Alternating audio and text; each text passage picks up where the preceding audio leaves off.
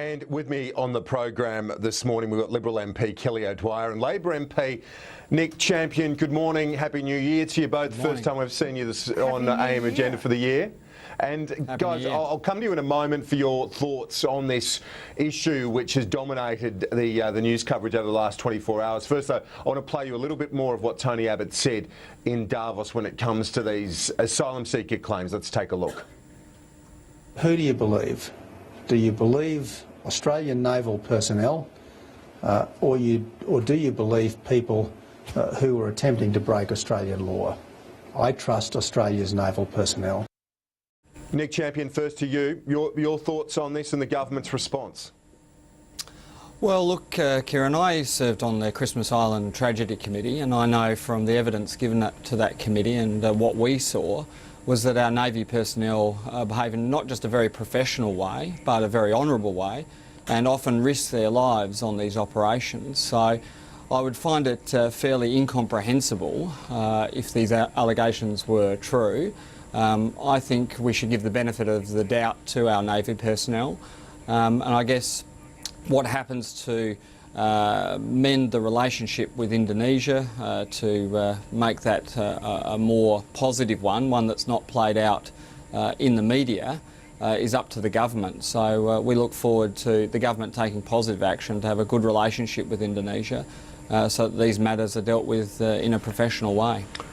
Kelly O'Dwyer, the Foreign Minister, has told reporters in Washington overnight that the government, that Australia will cooperate with any police investigation. But I think generally you're on the same ticket as Nick when it comes to the response to this particular story. Well, of course we'll cooperate with whatever investigation takes place, but I think Nick has pointed out what is quite right and what the Prime Minister himself has said, what the Minister has said, and that is that we have incredibly professional personnel, both in our Navy and in our Customs, and they do a really difficult job under really difficult circumstances. I think, you know, the allegations that have been put, it seems that they are without basis, and any investigation that takes place, obviously that should take place, but I, like Nick, like the Prime Minister, like the Minister, have full confidence in our naval and customs personnel. Nick Champion, Ray Griggs, the Vice Admiral, Chief of Navy, took to Twitter yesterday to reject them, say the claims that were without basis. Ian McPhedran in the News Limited papers this morning, their defence correspondent, says that, his sources in the Navy have told him that far from inflict the burns, that they actually undertook first aid into this. But I mean, obviously you'd welcome any cooperation into an investigation as well if these claims are to be entirely scotched. Well, my inclination is to back Navy personnel. I've always found them to be very, very professional in all my dealings with them and my But an investigation makes sense, do you think? Well, the Navy has its own processes for dealing with this. Indonesia's flagged that they, through the media, that there may be some investigation at their end, and the government's indicated that they will cooperate with it. But as I said before, my inclination is to, if you like, give the benefit of the doubt to Navy personnel. I don't think there should be any question marks over their professionalism or the way they go about their jobs. And this is just simply a matter for the government to repair the relationship with Indonesia, to make sure that these sorts of matters aren't played out through the media, but are dealt with through our formal institutional arrangements between the two countries. On those broader relations, we're going to get into territory where there's less agreement between you two. Kelly O'Dwyer, on that front, we've seen quite an angry reaction, and again this morning in various newspapers, and not just from the usual suspects out of Jakarta, others within the Indonesian establishment who haven't really appreciated, first of all, those incursions, but then secondly, comments from Tony Abbott the last couple of days where he said that SBY, of all people, should understand that countries take their sovereignty seriously. That might have been a bit blunt. Well, look, We believe that Indonesia is one of our most important neighbours, important friends. It's one of our most critical trading partners as well, and we want that to grow. We believe that the relationship with Indonesia is strong. We can always make it stronger, but we will always act in Australia's national interest. And what is critical to Australia's national interest is to be able to have sovereignty over our own borders. We don't have to apologise for that. That is actually something that is paramount and central to Australia's national interest. But diplomacy is about tone, and Greg Feely, I spoke to yesterday, Indonesia expert from the ANU, well respected. He thinks the PM's getting the tone wrong at the moment. Well, look, we have very constructive dialogues with Indonesia at the very, very highest level. The Prime Minister himself, in his very first overseas trip, actually went to Indonesia. That's how critical and important we believe the relationship is and how close the relationship is. So I don't think anybody can say that we're not using all avenues at our disposal to have a very constructive relationship with Indonesia. Now, even with the very best of friends, there are going to be times where you have disagreements, and it's how you manage those disagreements. And we're working with Indonesia to particularly manage the issue of people smugglers, which is an issue for them in as much as it is an issue for us, because people smugglers are criminal. They are people who are preying on vulnerable people. People spending upwards of anywhere between $10,000 to $20,000 to get on a boat to try and leave Indonesia and come to Australia. Now, Nick, that is not something we want in our region. Nick Champion, Kelly O'Dwyer makes a fair point, doesn't she, when she says that our sovereignty, our borders are something that governments should, that's protecting them has got to be one of the top priorities, and that really should Tony Abbott be forced to make any apology or to relent from that at all? Surely not. Well, look, I think the problem for the government on this, subject is that they started out well. Their rhetoric is always good in the outset. They talk about the importance of the relationship. Tony Abbott visited Indonesia, so they always start out well, but at the end they always resort to megaphone diplomacy, and they always have to, if you like, assert what is self-evident in such a belligerent way as to create serious harm to the relationship. So there's a problem with the rhetoric doesn't match the reality often. With the government's sort of mannerisms, if you like, and their tone. And we have to be careful about this relationship. Indonesia has a growing economy. They're very, very important for our defence of our nation. They're obviously important in other issues like people smuggling. And we have to, this is not just a relationship we have to have for today and tomorrow, but for the next 15 and 20 years, and we have to be not just mindful of how Australians feel or how we see things, but we have to have a good think about how our neighbours feel and about how they see things. Both governments have had issues, though, Nick, as we've been reminded of in the last little while by the government. Your party, of course, in office with the Oceanic Viking, with the live cattle trade, it wasn't without its own issues and hiccups and misjudgments. Well, indeed, and all diplomatic relationships are like that, but the tone you set is terribly important because that influences the future, and my great concern is by engaging in megaphone diplomacy, which Tony Abbott, he just can't seem to get the loudhailer out of his hand, is setting the tone for the relationship in the future, and it won't be a positive one. It won't be one about engagement. It won't be about one that's about cooperation, but rather about shouting over the fence to each other. And I don't think that that's the way to go about things. We're going to take a quick break on AM Agenda. We'll be right back. Stay with us.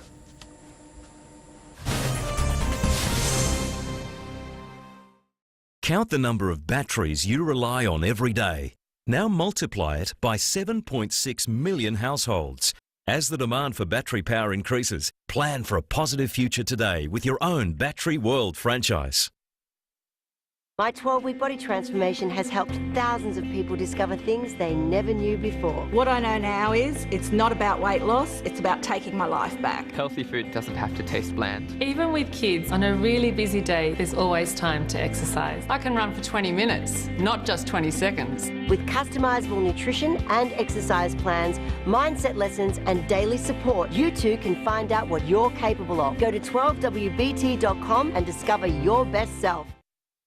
All over the world, our card members are saying yes to faster rewards. Last year, we helped them enjoy over 14 million great experiences. Just part of the more rewarding service we deliver daily. American Express. Realise the potential. Open doors, open negotiations, open even longer. The Audi Open House sales event has been extended. For a limited time, you'll receive complimentary stamp duty, registration and CTP across the entire new and demonstrator Audi range. And now, all Audi Approved Plus pre-owned models come with complimentary stamp duty. The Audi Open House sales event. Visit your preferred Audi dealer today.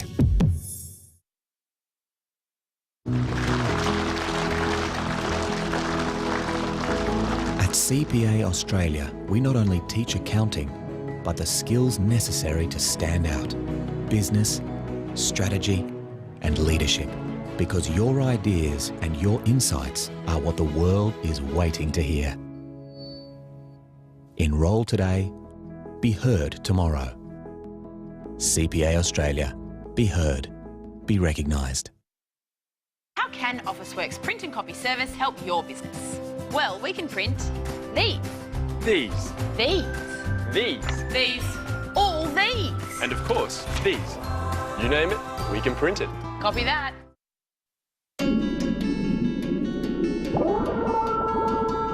Dishwasher leaving your dishes wet? Just add Finish Rinse Aid. It dries dishes 10 times better than detergent alone. Finish Rinse Aid for drier, shinier dishes. Being told you're unable to work was just overwhelming. The money dries up, but the bills, they just keep flooding in. If any medical reason prevents you from returning to work, you may have a claim through your superannuation or disability insurance. Shine Lawyers make it easy for you to find out and get every dollar you're entitled to. That's where we shine. For a free super check, call Shine Lawyers on 13 11 99 or visit shine.com.au. This is AIM Agenda. With me this morning, Kelly O'Dwyer and Nick Champion. I want to turn our attention this morning to the response to the alcohol-fuelled violence debate. Kelly, I'm interested in your view on this, with these lockouts now being implemented by Barry O'Farrell's government in New South Wales. The AMA, the Medical Association and doctors' groups today will be calling for a national summit to deal with the levels of alcohol consumption and how to respond generally to this issue. What have you made of this response? Civil liberties groups and others believe the lockouts have gone too far and law-abiding citizens will be punished without having any impact on violence. Well, I think the first thing I would say, and obviously it's not a federal issue, it's a state issue, is that I believe that a lot of the alcohol-fuelled violence is caused by individuals who are engaged in out-of-control behaviour, who have impaired judgment, but who are ultimately responsible for their own behaviour. And you have to query whether or not it's a good idea putting people who are filled with alcohol back out onto the streets, and if you're going to have a strategy to do that, you're going to need to make sure that those people have a way, of course, to get home and to get home safely, so as not to simply move the problem on. It is a broader problem, but I think it's actually a discussion as well about individual responsibility, about people taking responsibility for their own actions, their own behaviours. And I think as well it's a discussion about people looking out for their friends.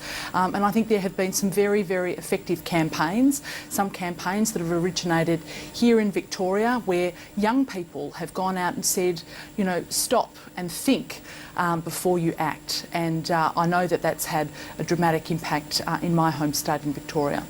While these cases of violence are horrific and obviously tragic for the families and loved ones concerned, Kelly, do you believe that there is a risk here that the authorities enter the nanny state sort of territory with some of the responses and reactions? Well, I think we have to be very careful, and I think obviously where there are issues of concern, the response often and the pressure is for governments to react straight away before thinking through the implications of what that will mean. Now, I think we are a mature society where we can have a mature debate about this, and we need to look at who is exactly responsible. And I don't think we can walk away from the fact that individuals are responsible for their own behaviour. We hold them accountable for all sorts of things, and I don't see how alcohol violence or alcohol-fuelled violence is any different.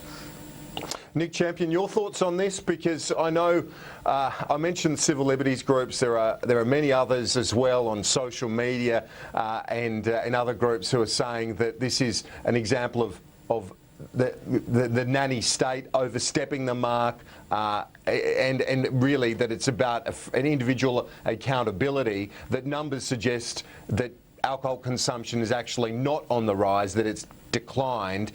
Violence, well, it's always been around. That's the view that's being put. What's your assessment? Well, look, I think the AMA should be congratulated for their initiative, and I think we should go ahead with it as a country. And clearly, it's a community, it's a community debate. People are going to have a lot of different views. Look, my view of it is that even if overall alcohol consumption isn't going up, there are, there's a strip in every city. In Adelaide, it's Hindley Street, and if you go down there at 3 o'clock in the morning on a Saturday morning, what you're greeted with is chaos, and it's impossible for the police to protect everybody, to have an orderly environment, and what we have is many people intoxicated and in a position where, even though they're individually responsible, there's no doubt about that, there is an environment which puts everybody, I think, in harm's way, and we've got to think very carefully about how we do bring some level of order to that while giving people the opportunity to have a good time. So I think it's a delicate balance, but I do think that every state government faces the same challenges, and I think that a national summit would help us reach a consensus about how to deal with it. I want to finish off this morning on a story that's in a couple of the News Limited papers. Kevin Andrews saying that, announcing that he's going to have a $20 million trial as of July 1, providing a $200 voucher to newlyweds that they can use for counselling. Nick Champion, your thoughts on that? Well, look, the things that keep marriages secure is, a good job, being able to get your kids into a good school, not having a long wait at a hospital emergency department, having good government services. They're the things that government can do to help strengthen families. I think this is it's a bit of a Mickey Mouse initiative, splashed to the tabloids, to allow coalition MPs to sort of wander around church groups saying they're doing something about the divorce rate, but at the end of the day, this initiative won't change the divorce rate. I doubt it will really benefit the community terribly much. It's sort of a bit of rinky-tink policy that we would expect from a government that's sort of floundering around at the moment. Kelly O'Dwyer, rinky-tink, Mickey Mouse. What's your view on it? It's good to know that a holiday hasn't changed Nick's expression of language. Look, my understanding is that it's broader than just newlyweds, that it's people in committed relationships, that if they need to seek counselling, that this is a pilot scheme to look at how couples can actually work through the issues that they're facing, to try and hold families together and to make sure that they're getting access to services at an early intervention point rather than at the point where a lot of other issues have come up and families have broken down and other services need to be accessed. So it's a pilot scheme. I think we'll assess its results, and I don't think there's any harm in actually providing people with good services and access to good services. Well, yeah, Nick, that's the point, isn't it? At the very least, it's good to have people discussing this sort of thing, and surely Kieran, this sort of counselling is a positive in the broader sense. Well, Kieran, we already have the family relationship centres in every, like I've got one in my electorate in the Elizabeth Shopping Centre. People can already access counselling. And, you know, Kelly and all the rest of the Liberal Party told us, you know, lectured us constantly about being careful with public money. And they're now talking about, you know, in effect, you know, having a $20 million pilot scheme at the same time as they're talking about cutting back benefits to unemployed people and disability pensioners. Now, you know, they have marriages too, they have families too. You know, maybe the government needs to check what they're doing in other areas if they really want to strengthen marriage and if you like, the community social safety net. Kelly, only 30 seconds left, but on that budget issue, things are pretty tight at the moment, aren't they? Well, Labor are always going to mount a massive fear and scare campaign. I think it's hugely irresponsible for them to do so. The budget will be announced when the budget is always announced, and that is in May. The government has a responsibility to look at all of the spending. Spending dramatically increased under the previous government, which is why they were able to deliver deficits that add up to more than $190 billion. Kelly and Nick, have a good day. Appreciate it. Terrific. Cheers. Great to speak with you. A quick break. We'll be right back.